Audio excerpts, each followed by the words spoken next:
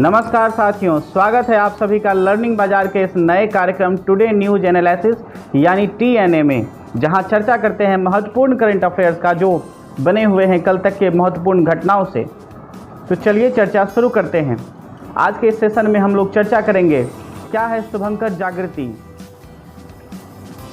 राष्ट्रमंडल खेल 2022 के बारे में चर्चा करेंगे और जानेंगे कि क्या है न्याय दिवस के मायने इत्यादि। लेकिन इससे पहले जो लोग चैनल पे नए हैं वो चैनल को सब्सक्राइब करिए, अपने दोस्तों के साथ शेयर करिए। तो चलिए आज का चर्चा शुरू करते हैं।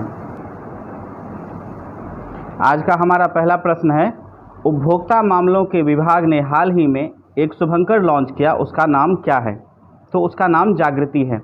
उपभोक्ता मामले विभाग ने उपभोक्ताओं को सशक्त बनाने के लिए, उसके अधिकारों के बारे में जागरूक करने के लिए एक शुभंकर लॉन्च किया जिसका नाम है जागृति। जागृति को एक सशक्त उपभोक्ता के रूप में पेश किया गया है जो ग्राहकों के अधिकारों के बारे में जागरूकता फैलाती है।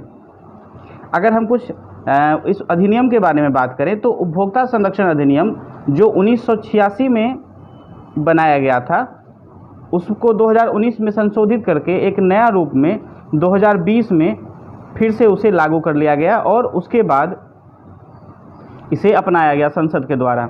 उपभोक्ता हितों के संरक्षण के लिए और प्रभावी प्रशासन और उपभोक्ता विवादों को निपटारा करने के लिए, यानी अगर किसी तरह का विवाद हो जाता है उपभोक्ताओं के बीच और जो कोई स्टोर मालिक है या इस तरह का कोई व्यक्ति जो सेवा प्रदान करता है इनके बीच, तो इसका निपटारा करने के लिए यह अधिनियम बनाया गया है।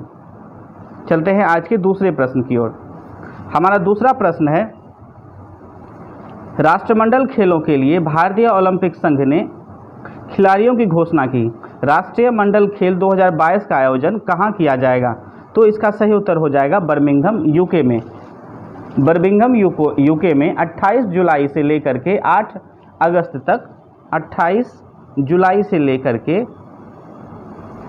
8 अगस्त तक इस खेल का आयोजन किया जाएगा।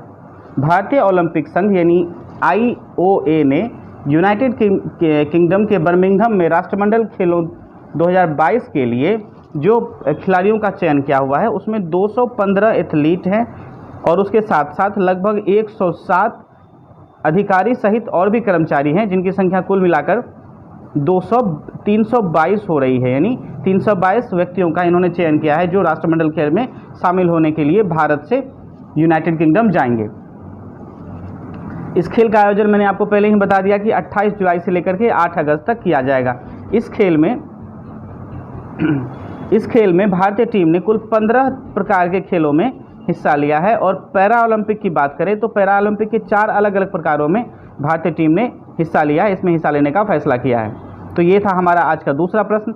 चलते हैं आज के तीसरे प्रश्न की ओर और हमारा आज का तीसरा प्रश्न है, विश्व अंतर्राष्ट्रीय न्याय दिवस कब मनाया जाता है? विश्व अंतर्राष्ट्रीय न्याय दिवस कब मनाया जाता है? तो इसका सही उत्तर हो जाएगा 17 जुलाई को। 17 जुलाई को विश्व अंतर्राष्ट्रीय न्याय दिवस मनाया जाता है। इस दिवस को मनाने के पीछे का कारण है कि जो अंतर्राष्ट्रीय आपराधिक कृत्यों से जो पीड़ित व्यक्ति हैं उनको न्याय दिलाने के लिए प्रत्येक वर्ष 17 जुलाई को ये मनाया जाता है। इसके मनाने के पीछे का जो कारण है कि ये अंतर्राष्ट्रीय न्याय दिवस को मनाने का पीछे का जो कारण है कि मौलिक अधिकारों की रक्षा करना तथा जो अंतर्राष्ट्रीय न्याय से पीड़ित व्यक्ति हैं उसको जल्द से जल्द न्याय दिलाना, उसके हितों की रक्षा करना। अगर इसके महत्व की कुछ बातें करें तो अंतर्राष्ट्रीय न्याय दिवस का महत्व आपराधिक कृत्य से पीड़ित व्यक्ति को जो न्याय दिलाना है, चाहे वो इंटरनेशनल लेवल पे हो या राष्ट्रीय स्तर पर हो, तथा उनके मानवाधिकार की रक्षा करना ये इसका महत्व है। अगर इसके इतिहास के बारे में हम जानकारी प्राप्त करें तो 17 जुलाई 1998 ईस्वी को 120 देशों के साथ ये एक समझौता किया गया। ये समझौता कहाँ किया गया? तो ये रोम में किया गया। ये समझौता रोम में किया गया और वहाँ पे 120 देशों ने इस समझौता पत्र पर हस्ताक्षर किए और उस प्रकार से ये अंतर्राष्ट्रीय न्यायालय, अंतर्राष्ट्रीय आपराधिक न्यायालय की स्थापना हुई, उसकी घोषणा हुई। तो ये प्रत्येक वर्ष 17 जुलाई को मनाया जाता है विश्व अंतर्राष्ट्रीय न्याय दिवस। चलते हैं आज के अगले प्रश्न की ओर।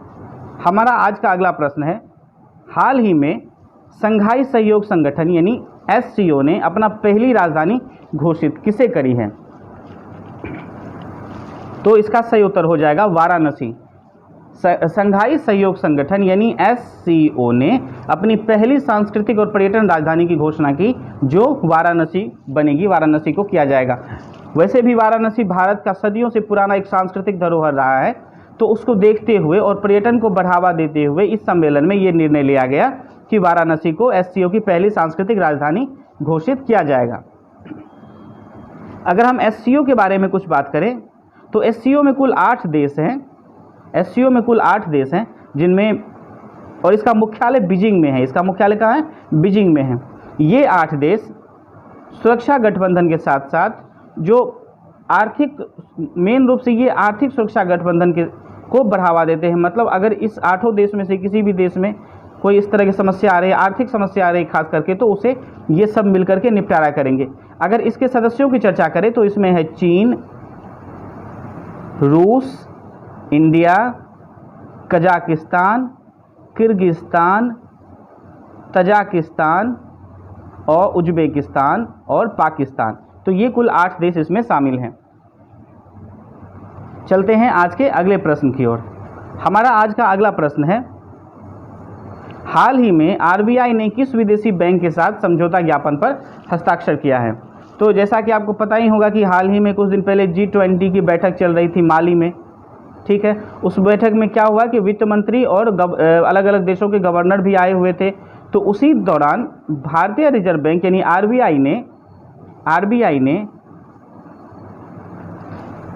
बैंक इंडोनेशिया यानी BI बैंक इंडोनेशिया के गवर्नर के साथ मिलकर के एक ज्ञापन समझौता पर हस्ताक्षर किया, जिसके मद्देनज़र उन्होंने कुछ बातों को ध्यान में रखा, जैसे कि डिजिटल भुगतान सुलभ हो जाए। इन दोनों देशों के बीच जो मनी लॉन्ड्रिंग की प्रॉब्लम आ रही है वो सॉल्व हो जाए। आतंकवाद को जो फंडिंग हो रहा है उस पर नज़र रखी जाए।